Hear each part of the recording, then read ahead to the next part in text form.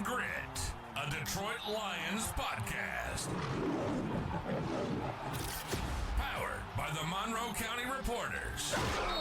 Here are your hosts, Jason Harwood and Jacob Litton. Welcome to Talking Grit. I am Jason Harwood. With me is Jacob Litton. One of us has a heating pad on their back. It's not the old man. It is the young man because he had his appendix out in case you missed the last episode. So if he says anything real weird, like weirder than normal, it's because he's on Norco right now. I'm still at the top of my game. I'm in the prime of life. I know when we get to, we'll get to keys to victory. If you say something real weird, I'll just correct you. All right. Fair enough. We'll see. Yeah, I think we'll be good. We look to get back on track this week, right, Jacob? I mean, so it's really, really weird, like, narrative that I think that's going around, like, Eagles fans puffing up their chest. They're, like, super excited. We dominated you. They won by a touchdown. Our defense arguably played just as well as their defense. Like, it's a matter of just one score, right? And I'd argue that it was, some of Dan Campbell's doing. So we're not that far off. The narrative has just changed. Our defense is a championship defense. It's just surprisingly, it's our offense that's kind of holding us back at some point. So we'll look to get that back on track this week against the Giants. This is the defense to do it on. So I expect some fun and fireworks in this game. It's been weird for me. I don't know if you've noticed, but every loss that we've had this year, all of a sudden the opposing fan base has been so loud right afterward. And also, I mean, something about beating us just makes these teams feel like, hey, you know what? We're on the fast track to a Super Bowl win now. Obviously, at the Packers in week one, that was kind of different. But I mean, even when we lost the Chiefs, like the national narrative all of a sudden were that the Chiefs were back and they were going to be number one in these power rankings and stuff like that. At the same time as, they're kind of crapping on us for losing that game. Then we fall to the Vikings. We had all those Vikings fans in our chat. It's just in our face the whole time, just about, they kind of thought they were going to make a run at the division, and then they come and lose the Bears. And now here we go. The Eagles, I think, were the best team, that we've played, that we've lost to. And that was a winnable game for us. We didn't perform the way that we should have. We lost that game. And of course, Eagles fans are never one to be quiet. So they're loud, and I guess kind of deservingly so. But you're right. They're, we've kind of exposed them a little bit too. They're not unbeatable. And it's been that kind of year. Nobody's unbeatable. It's any given Sunday. So we'll let them have their moment in the spotlight again. They're still riding high on top. And we're moving on to the Giants, where we hope to take out all of our frustrations at home against New York. Nothing like getting right when you've got the Giants coming to town. That's at least the plan going in. Before we move on, make sure you follow us on YouTube, Spotify, Apple Podcasts. Follow us on Twitter at Talking Grit Pod. Please like and subscribe. That helps the channel out. The more you like the content, the more chance it gets out to another Lions fan just like you and us. Jacob, not many transactions going on. Just one here. You want to go through that? Just one, but it's a big one, right? It's a noteworthy. We did activate linebacker Malcolm Rodriguez from the PUP list. Rodrigo is back. Yep. Obviously, the linebackers have been playing really well, so it's not like we really, it's not that we really necessarily needed him get it back as soon as possible, but huge news. He's a huge upgrade, especially his ability to play on special teams. And, just in spot snaps on the defense, he's a huge get. He's a good player, good part of our team, and I'm very excited to have Rodrigo back. Yeah, I am super excited about it too. I think Dorsey's clock is going to start tomorrow. Probably they had a walkthrough practice today, so we'll see tomorrow. Dan Campbell kind of said that Dorsey's clock's going to start soon. So I wonder how many snaps Malcolm will get this weekend. I don't know how much on defense, but he's definitely going to be out there on special teams. And frankly, we need all our best players on the special teams. We need to have some results. We could have used them last week, just springboard our offense a little bit, but I'm happy that Rodrigo's back for sure. Absolutely. Real quick, I got something before we move on. I like to do this from time to time and not really let Jason know, but just a quick little historical recap. So I don't know how much research that you've done on this, but just, to brief us on the Lions versus Giants, because we don't really have too many matchups with them, right? There's not too much of a history or a rivalry with the Giants, but the Lions have won 4 out of the last 5 matchups against New York. If you had to guess, what year do you think was the last time the Giants beat us? The last time the Giants beat us. Wow. I don't know. I'd be totally guessing, but I'm gonna say 12. So it was close. It was 2016. It's funny to Okay. look at because, it feels like because of the way the Lions have been that most of the teams have the advantage against us. So when you look up against the Giants and see that we've won 4 out of the last 5, you're like, okay. The last win from the Giants was in week 15 of the 2016 season. So this was Eli Manning versus Matthew Stafford. I could ask you to guess the leading rusher, but I would be very surprised if you pulled either of these. So the leading rusher for the Lions was Dwayne Washington, 14 carries for 31 yards. I did not think you were going to be able to guess maybe that. Maybe got the yardage more than the player, yes. To be honest with you. Also noteworthy, Zach Zenner had 12 yards rushing. I know you remember Zach Zenner. Zach Zenner, yes. Dr. Zach Zenner, yeah. The Giants' leading rusher actually in this game was Paul Perkins. I don't know if you remember him or if you heard that name, but Odell Beckham did catch a touchdown pass in the fourth quarter to seal it for the Giants. Okay. Heard that guy. Got that you heard one. of that one. You did hear our rookie offensive tackle that game was Taylor Decker. So he actually, was around the last time the Giants beat us. So, yep, he was a rookie. He started. Just wanted to throw that out there. Lions have had some success against the Giants, albeit in a short. We don't play them multiple times a year. No, that's good. And Dan Campbell's kind of getting a little homecoming. Playing on the Giants. I don't think he is as connected. I don't know if he feels as connected with them as like the Dallas because he's from Texas area or whatever. But I'm sure that there is some fondness to that organization for sure. Right. All right, Jacob. Let's talk main threats. We're going to start with the offense here. Kind of a shorter list. We went from last week with the Eagles where we were filling up the page. I was scrambling for names in this one. So 2 of these are offensive linemen. So you got tackle Andrew Thomas, comes in rated 5th out of 76. You have, I don't know how to, is it It's Easton? a typo. It's a typo. It's Austin. Is it Austin? Okay. It is a typo. Austin Schlaman. I copy and pasted it, so it must be on their website that it's okay. Could have been. Yeah. So Austin Schlaman, 17 out of 37. Jackson Dart is the 18th rate quarterback out of 39. We don't know if he's going to play this game. Still have concussion. He was limited practice today when we get to that. We'll see. But the only other player that I'm going to mention on their offense that he can't play because he's out for the season is Malik Neighbors. And the only reason I'm going to mention him is because he made it the NFL top 100 at number 67. Yeah, it's, this offense. Remember, Malik got in a fight with the Lions in training camp as well. That's right. Yeah. Yeah, he won't be there, throwing punches. We've had enough punches thrown on our team lately. We don't need any of that. We don't need anybody getting spit on. People get suspended for that, Right. Deservedly so. Yep. All right, Jacob. Why don't you go through our defensive main threats that we got to face here? All right. So the defense for the Giants has been struggling, but they do have some noteworthy players. They do have some threatening players on defense, particularly on the line. So defensive lineman Dexter Lawrence, Pro Football Focus has him rated number 17 out of 124 defensive linemen. He actually was the number 17 player on the NFL Top 100. Definitely noteworthy. He plays defensive tackle. Kind of the struggles that we've been having sometimes on the interior. So that's the biggest one on there, followed by edge Brian Burns. So he's rated number 25 on Pro Football Focus out of 117. The other edge defenders that they have, the rookie Abdul Carter is rated number 46, and then Kayvon Thibodeau is rated number 55. So a lot of threats they have on the defensive line. I know Thibodeau is injured. We're not sure about his status. Carter is still a rookie. The other main threat that they have on defense is a cornerback, Cordell Flott, who's rated number 26 out of 108 on Pro Football Focus. So, threats on the defensive line, not so much with the linebackers or the secondary. When we mentioned a couple of the injuries. Their list is extensive, just like our list. When it starts getting to 2 pages, then we're, you get into, scary territory. So they have a full list of did not practice. And Kayvon Thibodeau, who you mentioned earlier, shoulder injury, did not practice. Darius Slayton, wide receiver, did not practice with a hamstring.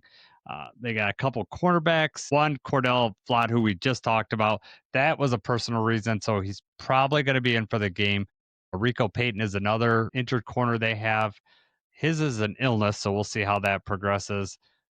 Thomas Fidone, tight end, did not practice, and Demetrius Flanagan Fowles, linebacker, also did not practice. And as far as limited practice, they had Deontay Banks, their first round pick from last year, or not, a couple years ago. Hip injury. Jackson Dart did practice today, concussion. If he doesn't go, then it'd be Jameis Winston most likely that we'd face. Chauncey Golston, neck injury, limited practice. That's the defensive line. Safety, Tyler Nubin, limited practice. Raheem Nunez Roche, limited practice. And then they have a running back listed, but he had full practice with a knee. And just so you guys, everybody's up, Cam Scatterbo is out. Evan Neal, their offensive lineman, is on the IR. Malik Neighbors and their kicker, Graham Gano. So they keep going through kickers over there in New York. Jacob, go through our scary lists of Lions players that are on the practice report. This is another long list, 2-pager. Right. Week after week, you got to go through this. So this is the practice report as of Wednesday. Hopefully we get some more clarity and some things change as the week goes on. But as of Wednesday, this is the information that we have available. Players not practicing. You may not like to hear this. So Terrion Arnold still not practicing with a concussion. Brian Branch with a toe injury did not practice. Kirby Joseph still battling the knee injury. And then you've got Taylor Decker with a shoulder, Penei Sewell with the ankle. All of those players did not practice. These are all obviously high-level starters that we'd like to have. With that being said, Taylor usually does not practice the first day of the week. Kirby's been out. Terrion's been out. So hope to have some more clarity soon. As far as limited practices go, edge Marcus Davenport is still practicing in a limited capacity. Graham Glasgow has a knee injury, so he got a limited practice. Josh Pascal with the back injury, limited. Tate Ratledge, knee injury, limited practice. Not what you want for all of your starting offensive linemen to be listed on this practice report, especially when we've been having struggles anyway. Yes.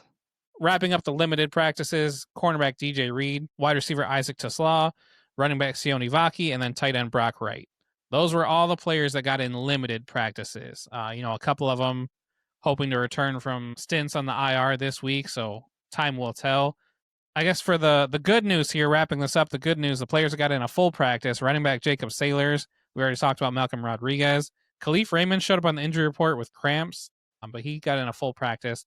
And then the rookie, Miles Frazier, got in a full practice as well. So that's all encouraging, but, the bad outweighs the good here when you're talking about the availability of some of these guys. Yes. I will say that they did not have an actual practice today, so these were all estimated. And Dan Campbell did say that he feels pretty good about Brian Branch's ability to play on Sunday.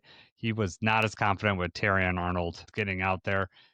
They did not ask him about Penei or Taylor, so my bet is that Penei is no way he's going to miss this game unless he's there's no way it would really hurt him to play or whatever. Taylor, we'll see. We need some offensive linemen to be healthy. Graham and Tate being limited. I didn't like seeing 4/5 of our offensive line on this injury report. Right. The problem being that this game is on Sunday, and then we have a huge divisional game coming up on a short week on Thursday. So this week, more so than usual, you really need these guys to be at 100% if they're going to go, or as close to 100% as possible if they're going to go on Sunday. As much as we need Penei Sewell, I don't think we can let him go if he's only operating around 70% because we definitely, absolutely need him on Thursday. So that's what's going to be interesting is how we piece together this team based on the looming matchup we have with the Packers. Yes, I agree. I mean, hopefully, we could get into a situation where we don't need them for the whole game because, treat it like preseason. We're feeling good. Not to get too far ahead of ourselves, but that would be, best case scenario. Let's get into some of the numbers before we have an interview coming up with Mike Vivalo, huge Giants fan, guys, total New York. You guys will love that interview. But first, let's get into some of the numbers here. Giants, Lions, points per game. we are ranked 5th. That poor performance on Sunday night football really knocked us down. We were rated 2. Now we're up down to 5th, still averaging 29.2 points per game, which I'm going to take, especially when you could be the Giants rated 3rd with 21.5 points per game. As far as defense, the Giants come in the 29th ranked team. They're giving up 27.3 points per game, whereas we're at number 10 at 21.6. I will take, at the beginning of the season, if you told me that we'd be top 10 in both of those categories, I'd be okay with that. Usually that doesn't signal a 6-4 record, but it's just the way it shook out so far for us. True. All right, Jacob, how does offensive stats line up? All right, breaking down the offensive stats. So in terms of total yards per game, the Lions are ranked number 5 in the NFL, 366.9 yards per game. The Giants are 15th, middle of the pack. They're at 333.2 yards per game. The breakdown is like this, though. So they actually are doing decently well at rushing. So they are 10th in the league right now. Giants average 124.7 rush yards per game, and the Lions average 130.1, which is good for 7th. So rushing offense, when you're looking at these numbers, kind of looks like they're pretty close. I will say the Giants sometimes run 30 to 40 times a game. And for a good part of the season when they had Jackson Dart, they were doing a lot of quarterback design runs and a lot of scrambles, which inflated those numbers quite a bit. And we obviously do not have Jared Goff running sweeps to the outside. We'll let you dissect that the way that you want. Passing yards per game, though, also not too far off. The Giants 208.5 yards per game, which is 19th in the league, and we are 236.8 yards per game, which is 9th in the league. So 20-yard difference, but it's also 10 teams between us as far as the standings go. This is where there's a lot of separation when we get to the defensive stats here. So total yards per game, the Lions come top 5. We are number 5. We're allowing 291.8 yards per game, and we're feeling that, right? I mean, this defense is solid week after week. It doesn't matter who we're putting out in the secondary. It seems like they're getting their job done. So I feel confident in that.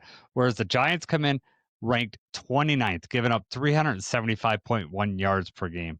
That's good news for the Lions. And this is even better news. Rushing yards per game, the Giants come in ranked 30th, 149 yards per game. And when we talk to Mike, that's the thing that he points out when we talk about, their defensive line is so good, but how can you be good when you're giving up, you're not making it a priority. The Lions, make run stopping a priority. It's obvious the Giants either don't or just don't have the people to do it. So they're giving up a ton of yards per game. The Lions come in ranked eighth in that category, giving up a little less than 100 yards per game. Passing yards per game, Giants defense also gives up a ton of those too, ranked 22nd in the league, 225.2 yards, whereas the Lions are under 200 yards per game, ranked number 8 in the NFL. How many years would we have killed to be ranked in the top 10 in passing yards per game? And this is also the same year where we've been devastated by injuries in the back end. And it's not like we're giving up a ton of rushing yards. Our defense is playing really well no matter who's out there. Just tells you Shep has these guys ready to play. So I feel good going into this game. We're going to have our interview with Mike Vivalo, and we will get with you guys on the flip side.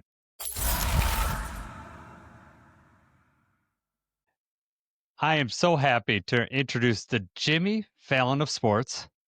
It is Mike Vivalo, huge Giants fan, does some reporting. He's all over the place. We're lucky to have him. The Command This guys introduced us. So, Mike, welcome to the show. Thanks, fellas. I am looking forward to talking some football, looking forward to some predictions on Sunday, and not letting it get out of hand. Yeah. Well, I'll be at the game. I'll be at the game, Mike. It's going to be loud in there. I'm looking forward to it. But I want to do something before we get going. If you're watching on YouTube, I got these cool shirts, Grocery Stars. Mike sent us this link. It gave us these shirts. Mine is a Barry Sanders one. It's called Blueberry Sanders. So he's got an awesome business idea.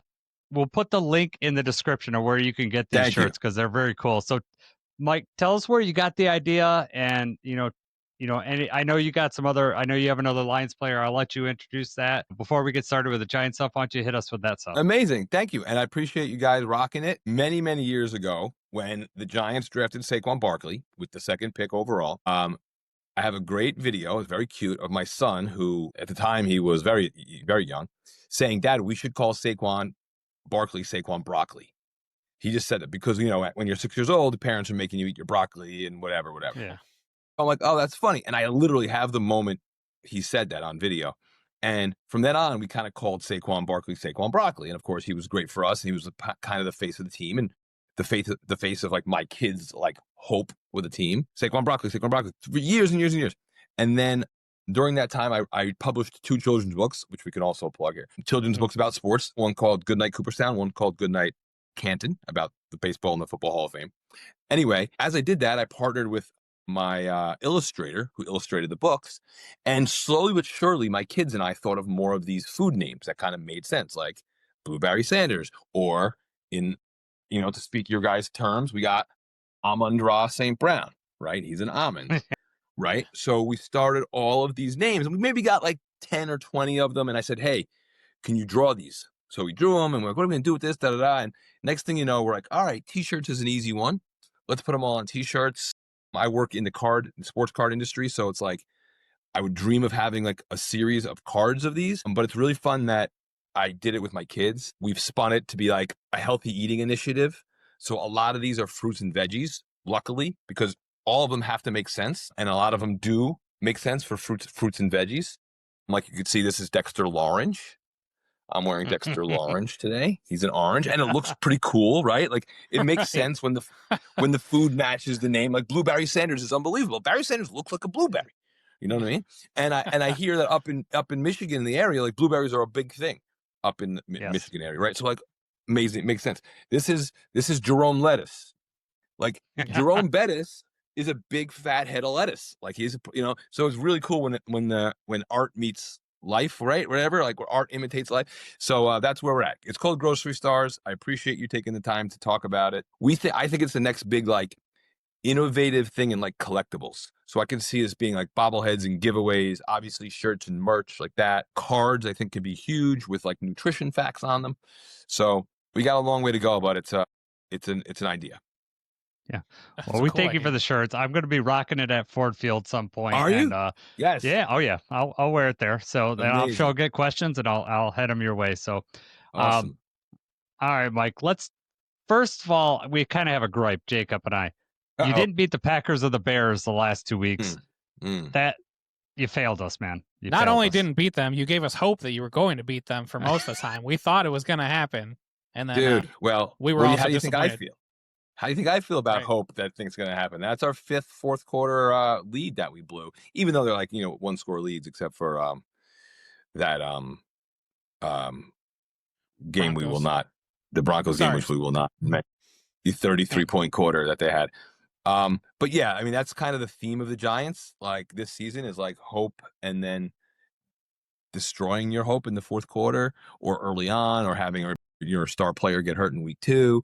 All these things are part of what we have come to see now in a 2-8 season. So what can I say? What are we? 2-9. I feel Eagles game was fun. Like I always want to have hope, and years and years of going around with like Giants fans saying just like, hey, tank, or that game that we won cost us Jaden Daniels, and all these little like things that you say at the end of the season. But now I'm like, screw it. Like, yes, like let's just lose. We're right now. It's season ended today. We had the second pick. So I mean, what else are we really living for here? Don't play Jackson Dart. No reason to play him down the stretch here. He's already got concussions. No reason to get him more injured or whatever. You already lost Malik Neighbors. Already lost Scadaboo. Like this is a lost season, fellas. And I'm supposed to be bringing positivity for the Giants fans, but just like on the up and up Giants, this is a lost season. Only thing we could do is spoil some shit. Not this weekend, man. Not this weekend. Right? All right. So you guys, the Giants have invested a ton in the defensive line. Do you think the results matched what they've invested, or would you like to have seen more from that group? Well, let me ask you this: we're giving up the most rushing yards per carry in NFL. So what do you think? What our investment is? This guy right here, who, for the last couple of years many have claimed he's been one of the best, if not the best interior D lineman in the league, having a very invisible, very lackluster year this year. Brian Burns having a great year, got some sacks. He got like a cheap sack last week, but he's leading the league in sacks. Abdul Carter is sleeping through his game film, so he's already showing he's maybe not serious, but he's athletic, but he just needs a rookie wake up. And Thibodeau has kind of been underwhelming for his whole career with us so far. So where our strength we all thought was going to be D-line, we've given up 15 rushing touchdowns in 11 games and 5.7 yards a carry. Like, what's going on? And now we're facing the two dynamic running backs of Detroit, and it's going to be a bloodbath. Yeah, I don't like seeing I like seeing the Gasper expression on your face for what it means for the Lions, but I don't like seeing it from a football fan and being there before. Oh, well, I mean, come on. Yeah, I mean, you guys think about it right here. This should be a listen. So the over under started at 45.5. It's moved out to 50.5. The line started at 8.5. It's moved out to 10.5, and that's not money coming on the Giants, right? So like everyone's seeing this for what it is. Now I think 50.5 is actually too high. So I may take the under 10.5. I would take the Lions in the under. I have like a 33-6 game, 30-10, something ridiculous like that. I don't think coming off that loss last week, that Lions loss last week, a guy like Dan Campbell is just going to just take it all. We're going to be the whipping boys out there. Yeah. Usually Lions it's all lose gas. 2 in a row. Yeah, right. We don't lose back to back, so usually they're going for it. They don't let up. At home with a fired up team, yeah. Right. Real quick before we get too far away, just because I wanted to know. So you drafted Abdul Carter, 3rd overall. Was there somebody else that you had, watching the draft? Were you sure that it was him? Were you okay with that? Did you want to go offensive lineman? Like, where were your thoughts at the draft? Good question. I have to kind of rethink it. I think I was okay. I was underwhelmed by the quarterbacks that were there. Once we kind of, the writing was on the wall that Cam Ward would be gone. So, I was fine with Abdul Carter. Absolutely fine. I mean, he was hurt, but didn't he have like a really bad injury as a senior year or something like that? He had a really bad. So that was like a little bit of a question mark, but I think by the time the draft came around, he was completely cleared. And then I guess in hindsight, after the pick, moving up to get Dart and then having Dart for what we all think is probably he's showing promise. Now to look back at the draft, I think that was a fine draft. Now, but Abdul Carter, he's got to wake up a little bit. Right. I mean, it definitely seems like you guys have the pieces in place for the future. Obviously, the Malik Neighbors injury happened. The Scadaboo injury happened. So I guess just what have you seen, especially from Jackson Dart, but what have you seen from him that gives you hope for the future? And then Scadaboo, kind of a smaller sample size, but do you think he's a starting running back in the NFL? Well, I mean, if you guys seem to be doing your research on, like, in Giants world, pretty much everyone I talked to about Scadaboo before the injury were like, oh, it's only a matter of time until he's injured. Like, it was only a matter of time. Like, there's no way he's playing even one full season this way. We all thought it was going to be a concussion or like a neck injury or something, but he still plays, reckless enough that he had a pretty devastating foot injury where he broke his whole foot. Jackson Dart, yeah. I mean, listen, you have to manipulate the pocket these days. It's really the only chance you have to extend the play. So he's doing that enough. I didn't like all these design runs, and that's a Dable staple that he kind of goes to too much. He did it to Daniel Jones, and he got him hurt a couple of years ago. I didn't like it, and it's exactly what happened. I mean, I don't think it wasn't like a gruesome injury or anything. It's just a concussion. But I'd be lying. I'm not bragging about seeing it happen, but it's like you can't have this guy design run 10, 12 times a game. He's too little. He's too light. He's not Josh Allen. So I got to ask you a question. You said you would not want Jackson Dart to play because you don't think that there's anything to play for. But do you think that he would gain, experience just being out there that would help him in the future? You're right. Maybe I'm being a little too overly cautious on that. But, just because we changed the coach now and everything, it's like, well, what are you going to do in weeks 15, 16, 17, 18? Like, what are you going to do? Are you going to just see what you got in Jackson Dart? Like, I can actually see it more if he didn't play at all this season yet. Like if Russ was kind of healthy or if Jameis, and they were like kind of maybe he waiting on him, and they're still 2-9. It's like, all right, let's see what the rookie has now. But I'm not claiming to know what they're thinking over there because there's a lot of question marks in their coaching staff, right? So you're like, all right, we're going to keep this quarterback. It's going to be a new coach. It's going to be a new system potentially. Like, I don't know what you're going to get out of seeing him for 3 games, like the last 3 games of the season or something. When you have a perfectly, you're not winning. It doesn't matter to me. Like, and I'm looking at it like a naive fan, and like football guys are like so freaking loving. They love the game so much they eat, sleep, and breathe it that they don't even worry about what their record is. I get that too. But you gotta take some. You gotta have some precautions in it. So that's why I think just don't risk anything with him. Yeah, I mean, he's already had. Well, this is the first concussion that he officially had, right? But he's been checked out multiple times, right? Exactly. Yeah, and Dable went after him into the blue tent, and it just goes back. You can't run like the guy is not a monster. He's technically for the NFL undersized. All right. So you mentioned Dable a couple of times, but now I just want to know, was firing Dable and keeping the GM the right move, and the timeline of it? Did you want to move on from Dable already before the season? Were you okay with when it happened? Man, you hear so much. You have so much mix because you can imagine how much noise and stuff that I consume around this, right? And then like one day I'll think this, one day I'll think that. There's so many talking heads, and talking heads they're just like me. I'm a talking head, right? Like there's so many fan talking heads. There's so many podcast talking heads. There's so many people who have their own opinions, and it kind of like makes you think, and it makes you like sway back and forth on like what do you think is the right decision. I mean, it's really bad. Like these guys drafted this quarterback. Like it was their decision. It looks like a good one. So now you have to like figure out how a new coach is going to accept this quarterback, accept being in the old regime from a general management standpoint. So I think it's a bad I think it's a bad time to fire him. I would have, if you gun to my head, I'm saying let him play out the season and then, basically clean house that. No reason to do it at 2-9 or 2-8 at the time. Were you surprised that he made it to the season though? Like after last year, did you think that was going to be it? No. Okay.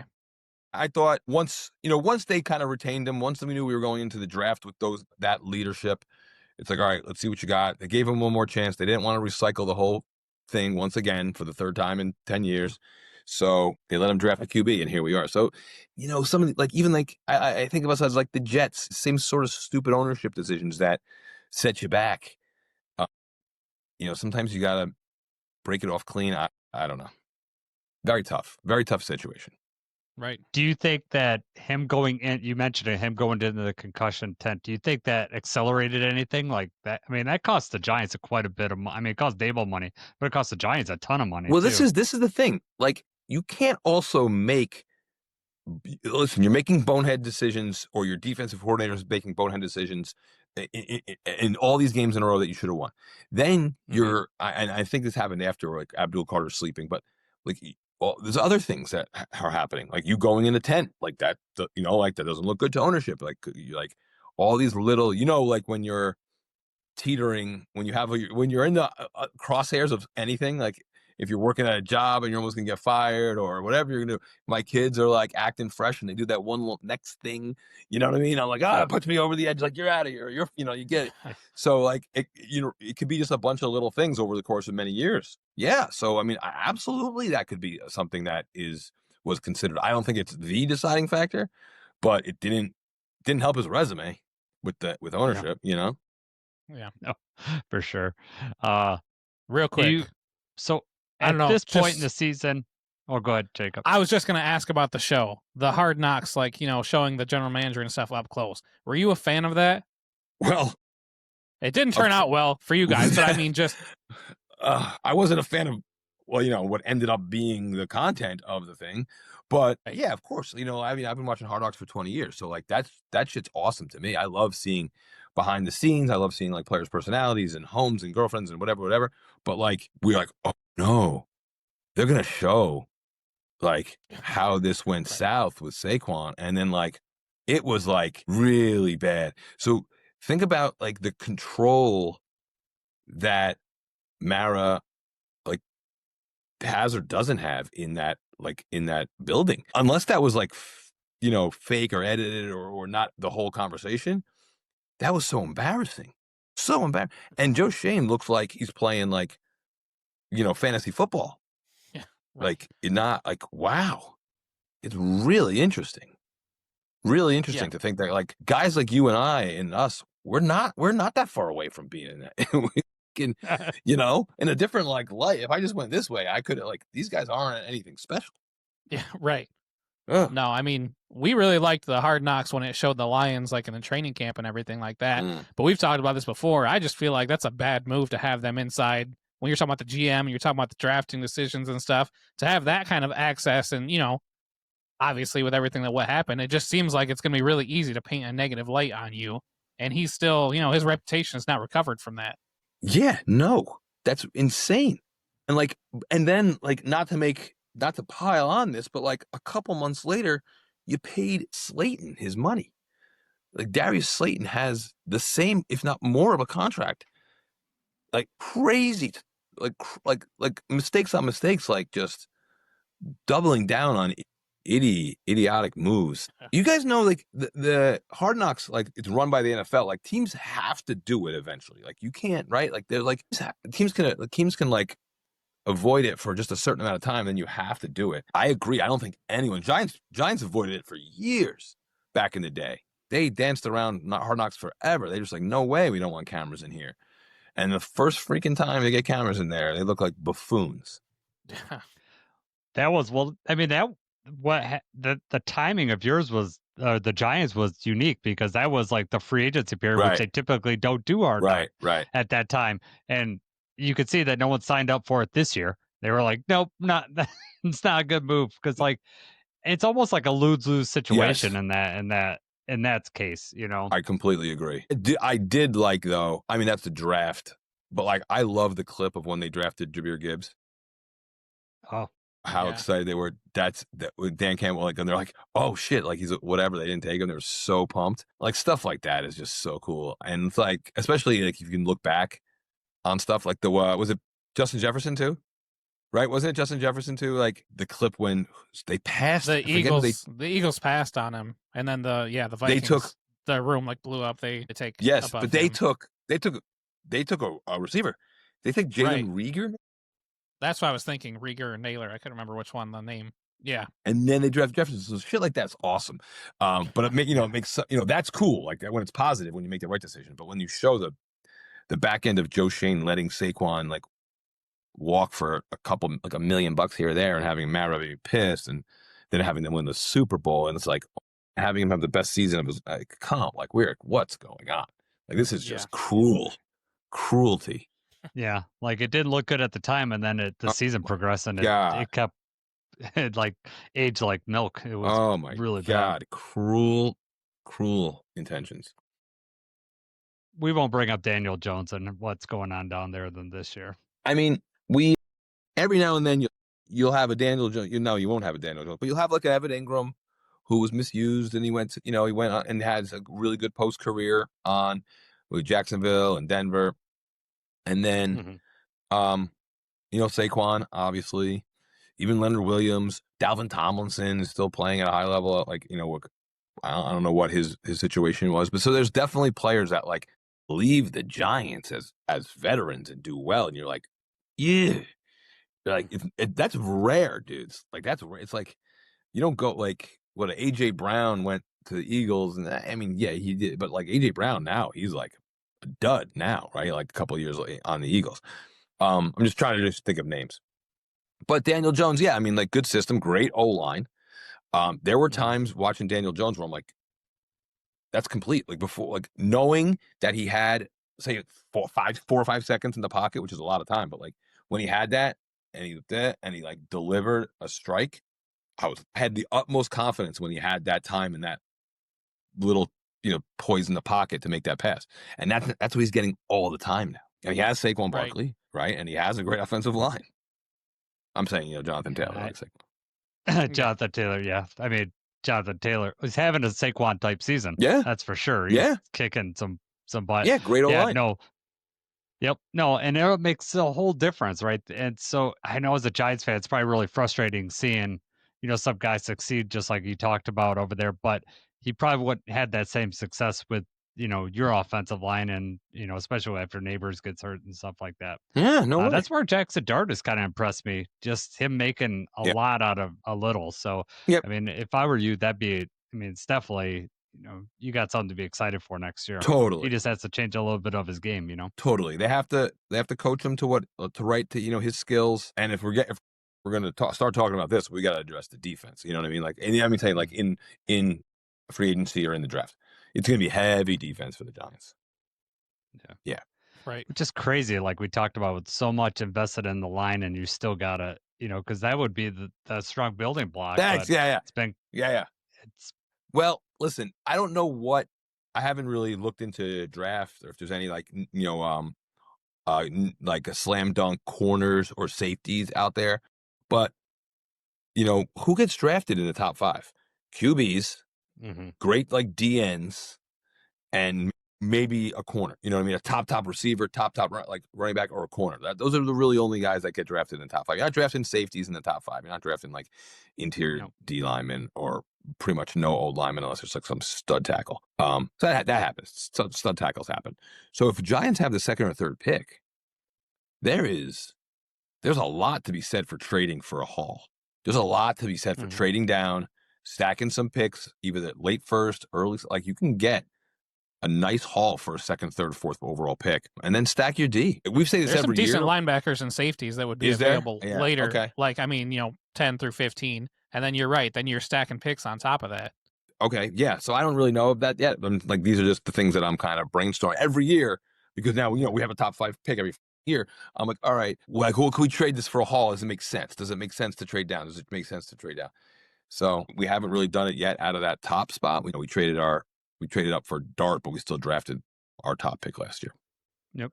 And then the Thibodeau and Evan Neal draft, we had 3 and 5, and doesn't seem to be like that worked out too well. So there's a lot to be said for stacking, getting 2 or 3 2nd or 3rd round picks on top of your regular draft, especially when you're. A lot of times they're lottery picks. I mean, they're just starting from the bottom, just lottery tickets, and you're hoping that you get the more picks you have, the better. Not in the 2nd or 3rd round, though. 2nd or 3rd round, you're getting legit pros that. Oh, I know. So you get them, but there's still lottery. I mean, there's first rounders that don't do jack. Yeah. So sometimes just the more picks you get, the better off you get. Yes. So yes. Especially when you finish the season. Before we head out, I want to know. Yeah. I want to know 2 things. I want to know: is there any players on the team that that aren't well-known names that the Lions fans should be looking for? And at this point in the season, after you've got 2 wins, what are you personally as a fan looking to see the rest of the season? Our secondary has and is. I mean, our defense has been exploited pretty bad. I can't say, oh, I'm looking for things on the offense when we're missing our starting running back, starting quarterback, starting best wide receiver. So like, it's very, very difficult to do that. But look at your young secondary, because it's been exploited. This guy, believe it or not, like if there is any chance for us to pull off some freaking miracle, he's gonna be have a lot to say about it, Dexter, because he's a run stopper. I don't expect Jared Goff to throw much. I believe it's going to be a Gibbs Montgomery game, and sprinkle in some Laporta. So let's see what we can do against the secondary. I don't think it's going to be a great test of it, because I think you're just going to beat us on the ground mostly. That's that. And what was the other question?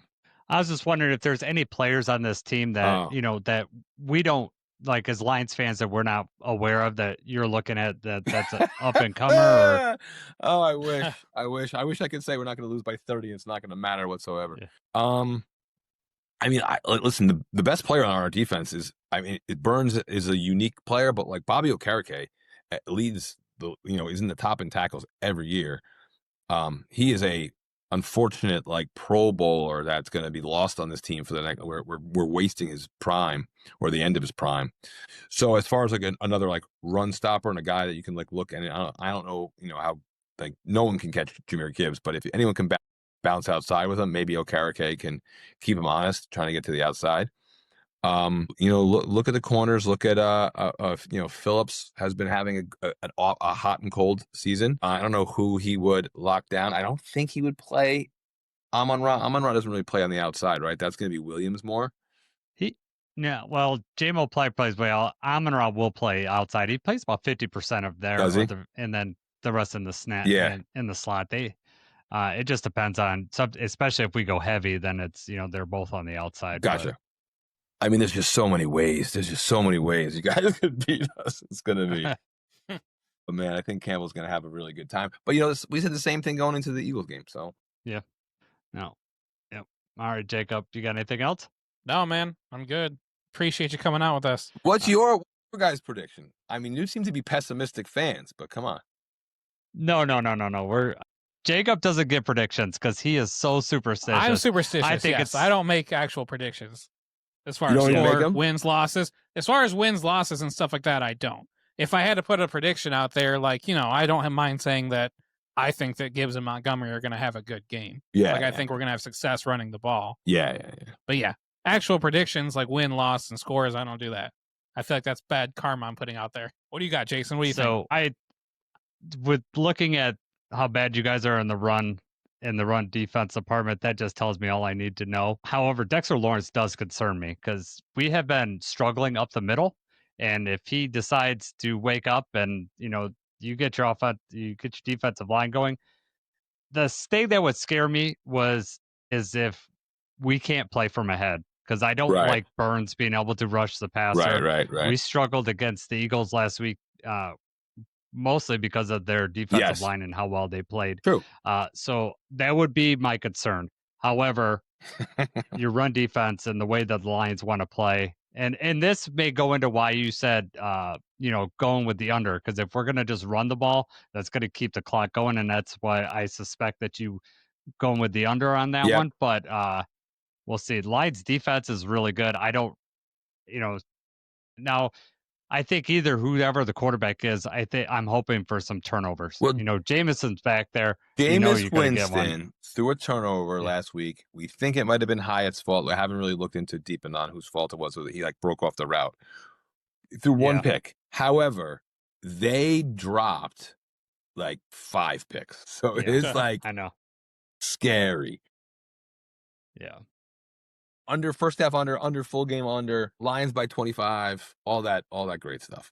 I do feel like it could get out of hand towards the end. And Lions Gibbs can all of a sudden he breaks a 60-yarder, stuff like that. I feel like that happens all the time against explosive offenses. It might be a first half under where weird things happen. We're playing with a little pep in the beginning, but these things tend to get out of hand. Have you noticed anything different with the, with Daboll out? I know it was one game, but did you? Well, it's a whole. New quarterback and a new coach who was the offensive, offensive coordinator, so the play caller. So no, it's a feeble it's a feeble offense. So you're not you can't have too big of a difference. Yeah. Opening drive, good drives. Opening drive was a touchdown. There's good drives to be had. It's just there's not a good enough football team, and that's just all it is. So you have to put together that Eagles game. I don't even. I have to go back and look at that because I was at that game, so having a good time, not really paying attention to every drive and every play, but everything you see, you're all right. They're just better, and they when last week when we lose by 7 and the line is 7.5. All right, that's what it is. These are what these teams are. And I think that 10.5 is pretty good. I mean, it could, I wouldn't be surprised if it goes out to 12, 13.5. I think it's a 2 touchdown game. Does anyone disagree with that? These are the teams that we're it's pretty obvious. The Eagle game was crazy, but everything else right now has been dialed back to what's it called? The, reverting to the mean of what we are here. Going back to the average. All right, Mike. Anything that you wanna that you're putting out there, creator content wise? We got a bunch of good interviews coming up. We're gonna do some, on my social. Really, I'm actually trying to figure out a Super Bowl trip to do Radio Row, do content on red carpets and Super Bowl is always, you guys, if you can ever get a chance, I mean, obviously if Detroit goes, but if you ever get a chance to go out there just for the week, not even go to the game. I have 3 kids. I go to Super Bowl for 3 days. I come home on Saturday. You don't even. Yeah, okay. But it's great content. It's great content. It's so much fun. Cool people all around. Plenty of events to get to that are, not crazy expensive or anything like that, but really like it's a bucket list trip to do to get out to a Super Bowl. This one's in San Francisco. I've never been. So we'll see. Yeah. Nice. Well, I appreciate, the time you've given us, and I hope you're not too happy on Sunday. I hope that I'm cheering my head off. And spoiler, either way. spoiler. That's all we can do. That's all we can play. All right, Mike Vivalo from Team Vivalo. You can find him on Twitter. We're going to link everything in the description. All right, Jacob, we're back. It's time to get down to it. Keys to victory. I have a feeling that you and I are going to have the same one for our main one, but I'm going to let you go first. I'll give you all the glory here. All right. My first one is kind of a broad one, but this is what I want out of this game. I want to make them lose their identity.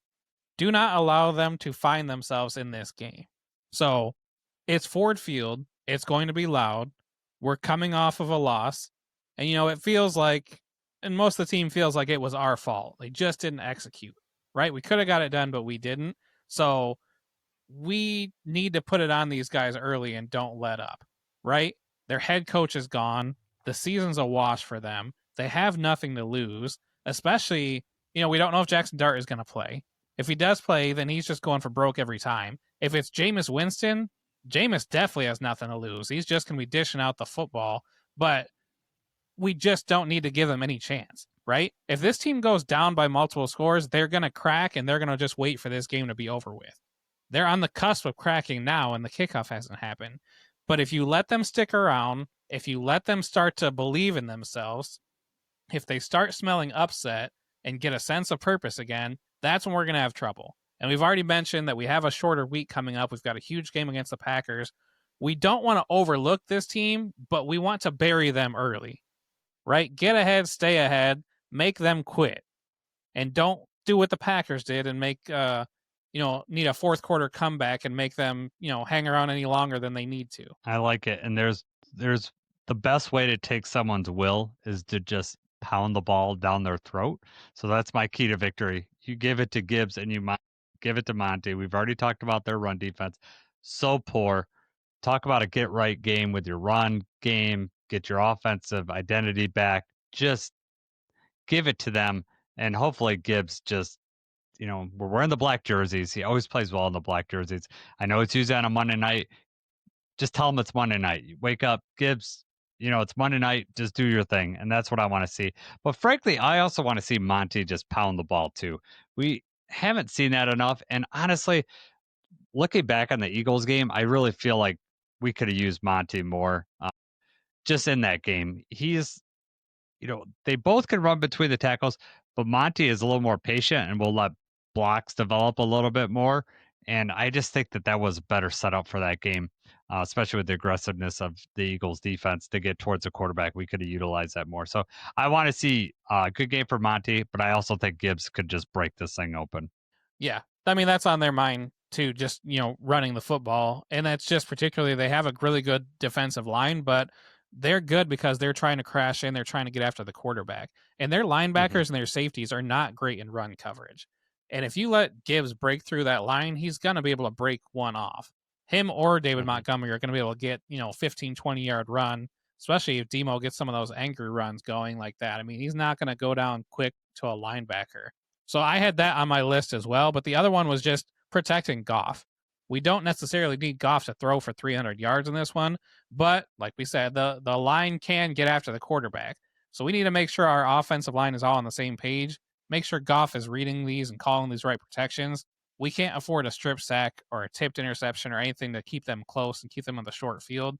Just protect him and keep a clean game from the line. Yep. So I want my last one. I have some general wishes for this game, which is I generally don't do, which I'll do next. But this one here is I want to create obvious passing situations for the Giants because their quarterback will, regardless if it's Jackson or Jameis, they will turn it over. And that, like Jacob just said, we don't want our offense to do. We want to create let's create some short fields for our offense and just, bury them early. And like Jacob said, just do that. And then we could maybe, sub in some of our offensive line, give them off their feet for that short week that they got to play on Thursday. So I'd love to just be able to just create some obvious passing situations. You got anything else, Jacob? Nope, I'm good with my keys. All right. So I got one general wish and then one stat to look out for. So my general wish is, and this one is, try to establish a connection with Raymond or Tesla in this game. Like, we need another option, especially with Laporta being out. And if this is the game where we're going to hopefully treat it as a get right game, I want to see someone else get some passes. We saw Raymond get a lot in the Commanders game, and I don't know why we just ignored him in the Eagles game. I want to be able to see another outlet. Get those guys the ball. They both, Tesla and Raymond, can make people miss, and I just want to see that. The other thing I want you to look out for is the Giants are the second most penalized team in the NFL. They have a lot of false starts. They are second most in the league in DPIs. So, put the ball up, let's get a DPI. Lions don't get a lot of those. I want to see one in this game. Let's do that. So, Jacob, this is totally unrelated to the Giants being the most penalized team, but I found this stat when I was looking up penalties. Hip drop tackle, right? Like, that was a huge thing that we talked about.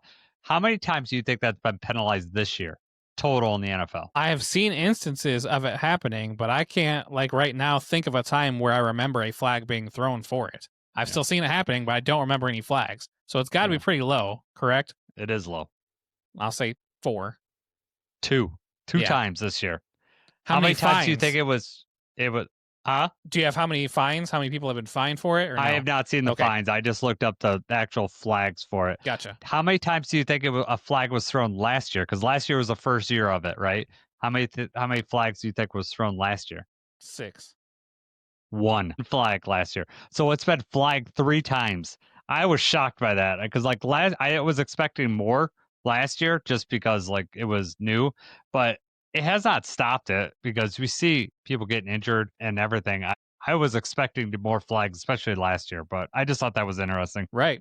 Yeah, they're Nothing not really calling to do it, with but this they game. are fining players for it.